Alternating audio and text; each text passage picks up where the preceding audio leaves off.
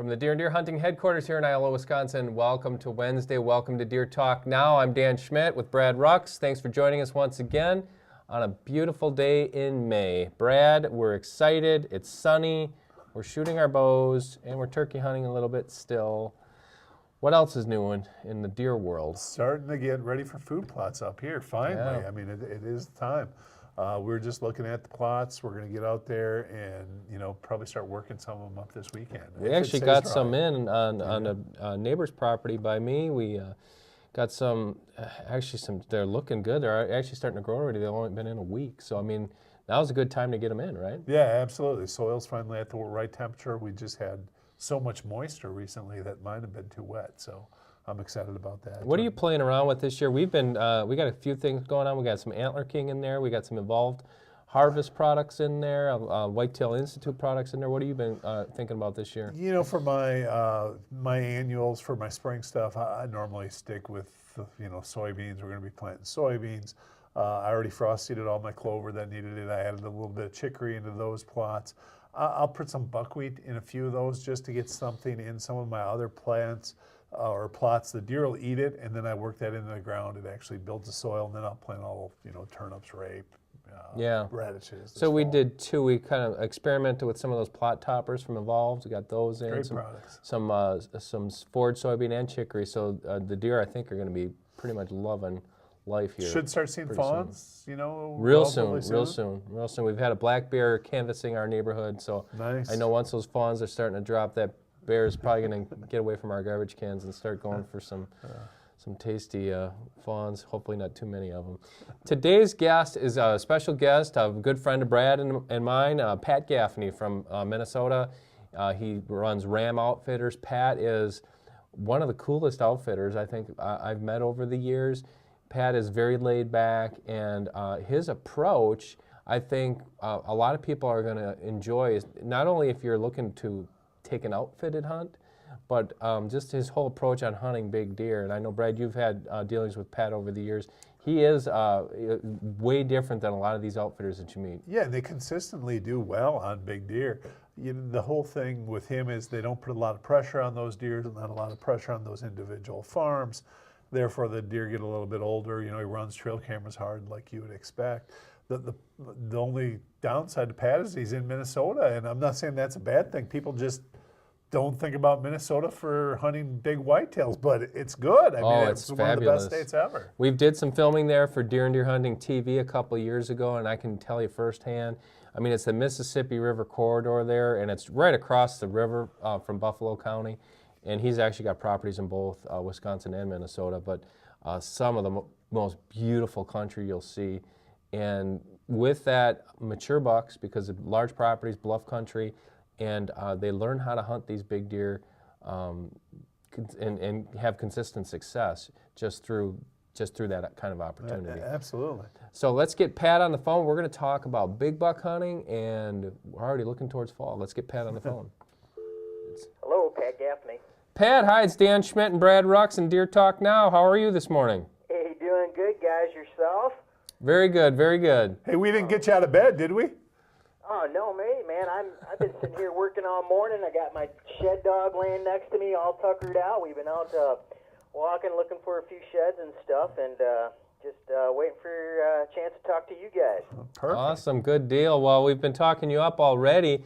We're already looking towards fall, and it's barely May. And we've been talking about, one thing Brad said, Pat, as we talked about your operation and where you're at. One thing, the first thing you can discuss or maybe address is when people think of big bucks, they don't always think of Minnesota. Is that unfair? No, that's perfectly fair. But one thing I just wanted to say quick is I saw the archive of How to Pack a Cooler from Alan Clemens, and we've got some angle coolers. It was an awesome segment, so guys should go back and see that if they hadn't seen it already. So thank you very much. Yeah, Alan knows his way around a cooler very well. He does. That was awesome. So, but back to your question, you're 100% right. Minnesota is one of those unknown destinations in the whitetail world, and it's always kind of a double-edged sword for me. I love it because nobody knows about Minnesota, and we've got some phenomenal whitetails. But at the same time, it's hard for me to get guys to talk to me about Minnesota. So, so it is a double-edged sword there, but it is phenomenal hunting where we're at in southeast Minnesota. On a typical year, Pat, you normally are chasing a booner, at least one booner on your properties, correct? Oh yeah, there's you know, and over the years, the guys have gotten fairly smart. The local hunters, they don't publicize how good the hunting is down there. They want to keep it to themselves, and I don't blame them. And it really is unbelievable how many trophy class animals are running those hills down there. And I've been fortunate enough in my hunting career to hunt multiple states, and I actually guide in multiple states, and I put Minnesota right up there with you know, a lot of these well-known places in the Midwest. So I would too. And speaking from the time that I got to visit with you a couple of years ago, Pat, Yep. one thing that surprised me, or I guess I should have known but didn't know, is when you cross the river there, everybody thinks Buffalo County, because and rightly so, it has a good reputation for growing big deer. There is no difference terrain-wise. You cross the river and it's like, this is just fabulous whitetail habitat. correct. And when somebody wants me to explain to them where we're located, I say we're right across the river from Buffalo County, and we're just on the northeast Iowa border in Albuquerque County, Iowa, and those are some of two of the best Boone and Croc locations known in the industry, and I'm right in the middle of them. So Yeah, it is fabulous. Let's talk a little bit, Pat, about, you know, Minnesota not being known, but what is really interesting is, just starting off, if I'm a guy and I want to come out there for a hunt, Minnesota's not like a lot of these other states. The tag is really reasonable. It's the opportunity is Yeah. really accessible. yep, you're exactly right.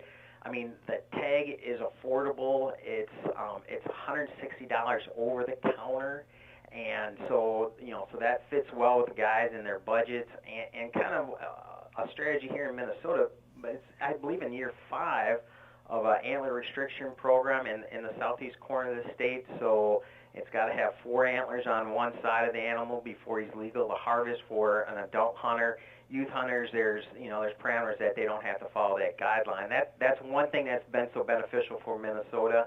Another thing, in Minnesota, you can only harvest 1 buck no matter how you do it. So if you're an archery hunter and you shoot your buck with a bow, you're done hunting for the year, for bucks at least. And so you have to, you know, strategize a little bit more on what your goals and expectations are.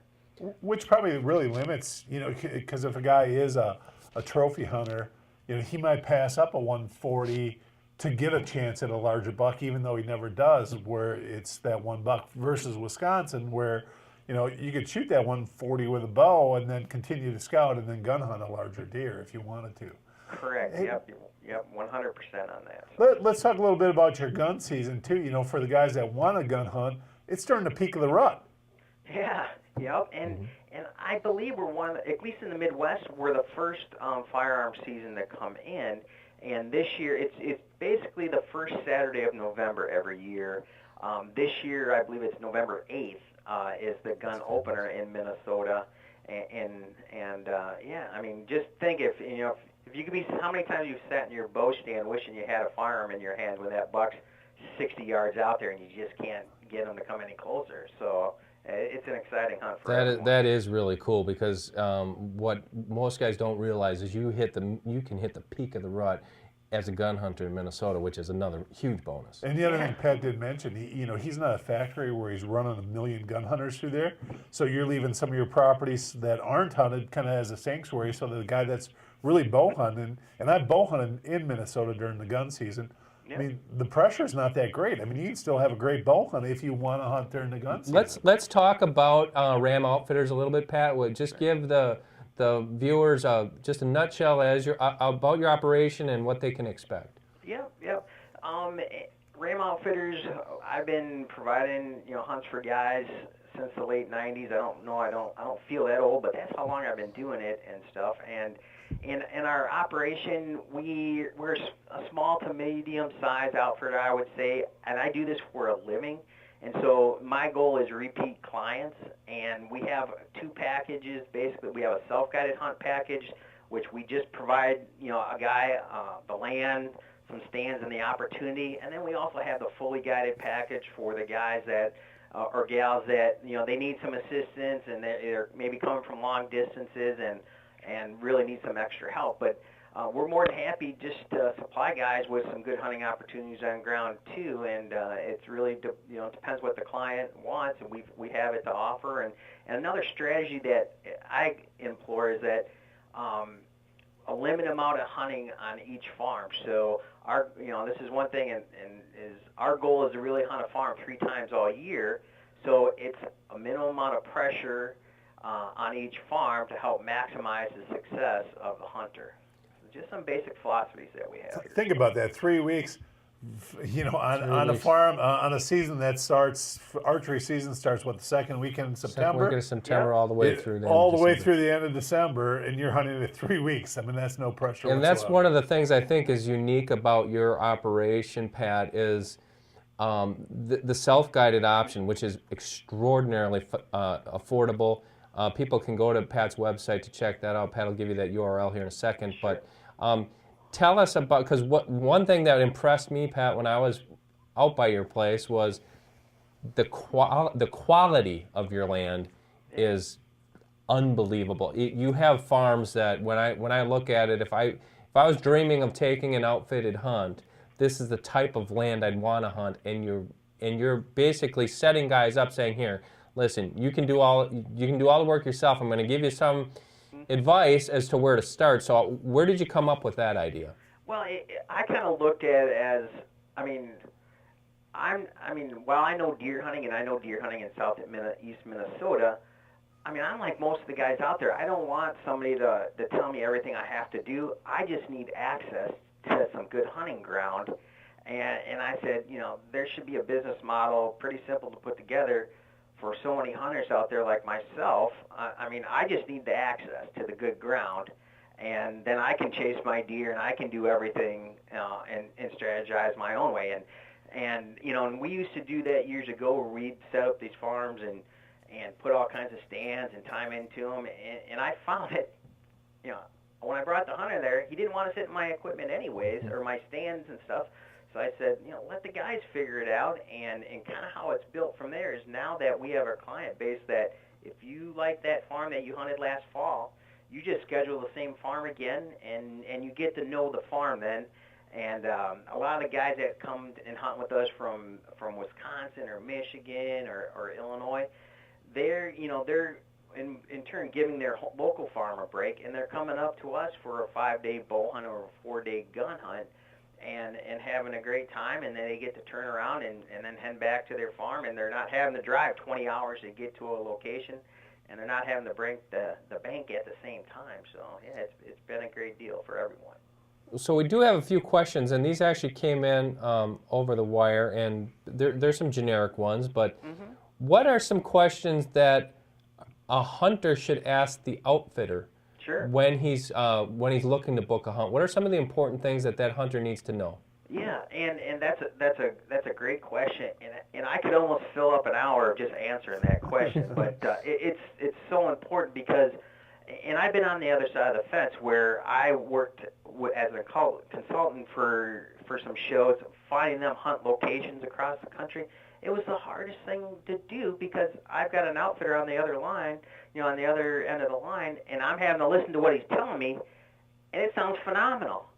But I send my clients there to hunt, and it was a terrible experience. And so I have some experience in feeling back for the guy that's trying to book a hunt with an outfitter. So a couple of things to do that I would recommend is create an outfitter profile as the client and call multiple outfitters, and that way you build a profile base for each outfitter, and then you can sit back and review each one when you're not sitting there on the phone with the guy, and then you can compare.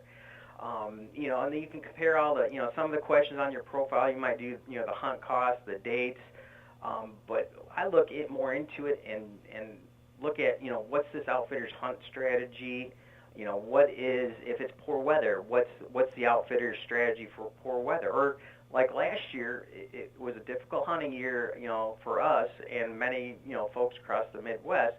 You know, what's your strategy if the hunting is slow or poor? You know, so try to build rapport with the outfitter, but get feedback there on what his philosophies and strategies are. So that's building your profile, and you know, and looking also that the internet has created the ability for the hunters to go out and find outfitters. But what I've found is our most satisfied clients so many times now are the guys that I've met at a hunting show, a sports show, a local club or an event, and where the client can, you know, look me in the face and really get a feeling if I'm saying what I'm gonna do is how I do it. And you know, and that's, you know, those are a couple little things right there that, you know, can go a long ways in evaluating an outfitter. So What are some of the bigger mistakes people make, Pat, when either looking to book a hunt or once they booked a hunt? One big mistake to booking a hunt would, if it, you know, they book that hunt because it sounds, the outfitter told them what they wanted to hear, versus what reality could be, and I face that every day. So when somebody calls in to me, or I'm seeing it at a show, I have two things to do. I can paint that picture where it's phenomenal, so they book with me, or I try to lay it out so that they have the upfront reality of the information that's going to happen, and that's so that, you know, I'm trying to build a business so that they're coming with us for years to come. And you know, so many times, if, you know, I can say what you have to say to get somebody to book, but when they show up, if it's not what you tell them, they know, and it doesn't take very long. And so for us, you know, we try to give the realistic picture. And another thing is, when, as a customer booking a hunt, looking at the outfitter, is he a highly branded outfitter? Is he a small outfitter? Is he a farmer with some land? So evaluate what the outfitter actually is, besides just somebody trying to, you know, to book hunts. And another, you know, with the internet also, the chat lines and chat rooms do, you know, and reviews do a large amount of good too for the guys, because it won't always identify a good outfitter, but it will identify outfitters that there's issues with in the hunting community. So that is a tool that I recommend a lot of folks to you know, try to use the chat rooms to identify guys that aren't quite doing what they're saying too. So. Hey Pat, have you found that, you know, a lot of hunters do really have unrealistic expectations? I mean, you look through the magazines, everything's a giant deer. You look at all the outfitter profile pictures, it's a giant deer. Yeah. What is the realistic expectation?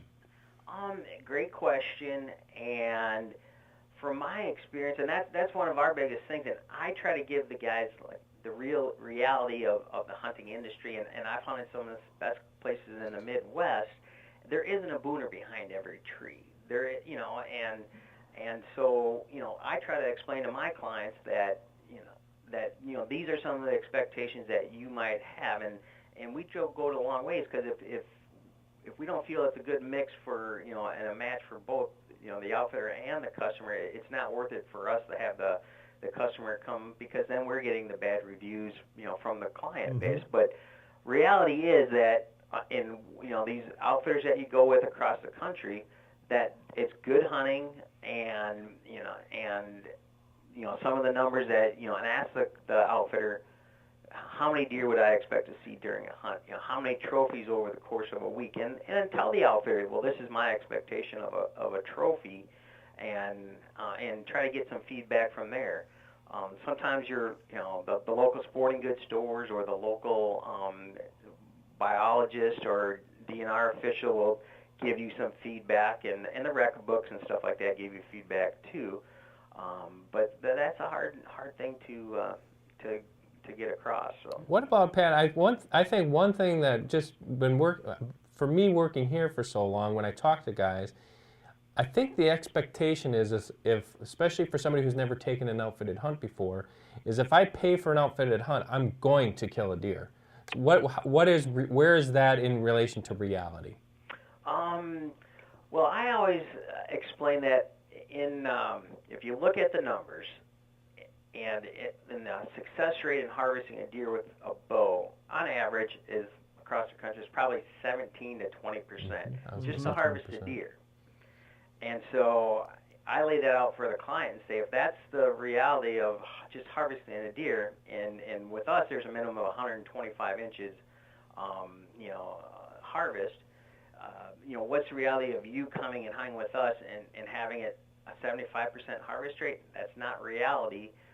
Reality is really going to be is harvest is at 20 to 30% could be more of the reality. Now some years it's higher and some years it's lower, but I try to use just the basic numbers and apply it to what's already going on within their own hunting area. And what we do have available is because of the hunting pressure and the state rules and regulations, there are a larger number of, let's say, trophy class animals just because of what's going on in the region. So it's a great answer, and I think he's the only one who's ever given an honest answer on that. Because before you even said it, I was going to say about 20%. Yeah. But I wanted to see what Pat was going to say, and it was 100% true. So like you said, okay, your chances are 20% killing a deer just about anywhere, but if you're hunting on great ground, 20% chance of killing a real nice one. Yeah, and it all goes back to our philosophy of laying out what is realistic so that you, the hunter, gets to make that decision. Yeah. Because, and it all goes back to expectations, and we try to lay out those expectations and just find the client that we can make happy. The other thing that a lot of hunters don't perceive is, Pat, normally there's one magical week. I don't care where you're hunting. If you're in deer camp when it happens in that area, right. your guys, the success rate is through the roof. Now, the next week you can come in, and I'll give you this for an example. I was in Kansas with buddies. There was 5 of us on one particular farm. Our buddy called us early, said, get down here, it's on. I couldn't leave for 2 days. By the time I got down there, all those guys had tagged out, and I sat there and never saw a shooter. I'm not saying there wasn't another shooter there. Right. They just weren't moving. But those guys all tagged out with 140s or better. Yeah. It's So just sometimes it happens. sometimes it happens, and sometimes it doesn't, even if you have the deer. Yeah. And to give you some examples, and that's what when I'm thinking about our hunts, in a 5-day hunt period, hopefully there's like 3 really good. There's going to be a good morning hunt that's going to be phenomenal, and hopefully like 2 evening hunts will be phenomenal in your 5 days of hunting. And it's just kind of how it happens. And to give you, last year for our gun hunt, we had a 4-day gun hunt. Let's say I had 20 clients hunting that gun hunt. For the first 2 days, we didn't shoot a deer. And on Monday, we had those snows come through, and we shot like 9 bucks in 1 day. So, so we were really successful. But if it only took one more bad day, and it would have been a terrible hunt. But that's free range hunting. Right? That's free range hunting at its best. Yeah. Yes. Yep. So, but back to Brad, you're exactly right that there's a window in there, and that's what I hope is in your 5 days of hunting with us. There's 2 days of phenomenal hunting, and the other 3 days could be average hunting or below average hunting. That's right. Again, that's the truth. When you hunt for 5 days, normally you have 2 days of high winds or rains or some other. Just like now with turkeys that we're trying to do right now. Sometimes they're gobbling, sometimes they're not. Yeah. Pat, we want to get to 2 more questions here, and these are right up your alley because I know you know a lot about them. The first one was scouting with trail cams. How do you personally do it, especially when you're trying to target mature bucks? Yeah, and for the business, it might be a little bit different strategy, than if I'm just an individual doing my own property. But on the big scale, we're probably running 50 to 60 cameras, and so our strategy is in Minnesota you can actually have mineral out in the summer months, where other states I know you can't do that. So we have a lot of mineral work that we do to utilize our cameras, and so we get an idea of what the bucks are happening on a particular farm, and just from the minerals. And those minerals will run for us until like October 5th or so. After that, they get off the minerals and start doing other things. And then also the plot watchers and some of those camera strategies are pretty darn successful, where it gives us not always what trophy, but we're seeing how those animals are coming in and out of properties and corners and stuff like that. And I'd like to think I'm super smart on all this stuff, but all these little tricks are kind of learned a lot of times by the clients that come and hunt with us because we're listening. I mean, we know we're not, the smartest guys in the world, so we're listening to what the hunters have to say and help us learn at the same time. And that little strategy right there is really paid dividends for us to learn a property. So That's good advice. Very good Hey, advice. Pat, I got a question, even though Dan has other ones. You always hear, like, when guys are booking, what time of year do they want? They all want during the peak of the rut, Right. And one of the best times of year up here in the Midwest is early season, right? Yeah, it's phenomenal, and we love the opening weekend for us is in the middle of September. It's probably similar to the Wisconsin season, and the bucks are just coming out of their velvet, and once in a while we'll catch one still in velvet, but they're hitting the alfalfa and the apples, and in southeast Minnesota it's huge in the apple industry, so we love that week. Nobody else is really out in the woods. The bucks are patternable, and so yeah, we love that hunt. Awesome. Okay, one last question for you, Pat. Yep. And this was about ground blind usage. I know you use a lot of ground blinds. How do you, some people say you can't kill a big deer out of ground blinds. I know that's not true. How do you do it? And what are some of your strategies when setting up certain areas for ground blinds? Yep, ground blinds, we love them, first of all, and we've killed a number of monster bucks out of them, bow and gun. And so we try to leave the ground blinds out there as long as possible. We've actually constructed some of our own ground blind systems so that we can leave them. And we, over the years, we just keep piling stuff on them. And part of it, too, is since we don't hunt that much out of any one stand or blind, it's not like the deer are walking up to us and looking straight at the blind system. So they're hunted a minimum amount of times, and on the right day and the right setup, that buck will walk right by that blind, and he won't even, look at it. Wow. So it's just part of the environment. So Yeah, two keys there is you had minimal pressure and you're hunting under the right conditions. So, yeah, those. exactly. And one, in the black windows and all that movement and stuff in there is, so we actually on our blinds we have black windows in there all the time. So when we pull the window out or open the window, it still looks black. And that hasn't changed the visual for the animal at all. It's a really good That's tip good. there because a lot of guys will go in on hunting a ground blind, just open all those windows up. Well, now it looks different. That's the same if you're using the pop-up ground blinds. We always have if we leave it out there, we always have the windows open. And I haven't, a pet like you, I've become accustomed. We put them out in July and stake them down, and I don't really even try to hide them anymore. I mean, we're just putting them in the best spot, and the deer get so accustomed to going by it. Key is you've had it out there for a while. Yes. Yep. And you haven't visited that area and Nope. spread your scent all over the place and things like that. Pat, I wish we could talk more. We're kind of short for time this morning, but can you please, Tyler's going to get it up on the screen here for us. What is the URL for your website? Yep. MinnesotaWhitetailHunts.com is our website, and yeah, guys, go there, check us out, and call me anytime. I'd be glad to answer your questions or drop us an email. So MinnesotaWhitetailHunts.com. He is Pat Gaffney, one of the best outfitters in that area of the country. It's southeastern Minnesota, right across the river from Buffalo County, Wisconsin. Some just giant bucks. Pat, thanks for joining us today. We really appreciate your time, and we look forward to talking to you again. And I do hope you've been getting out chasing some turkeys this spring. well, I don't get much chance to chase turkeys, but I go shed hunting and stuff. Well, that's even better. Yeah.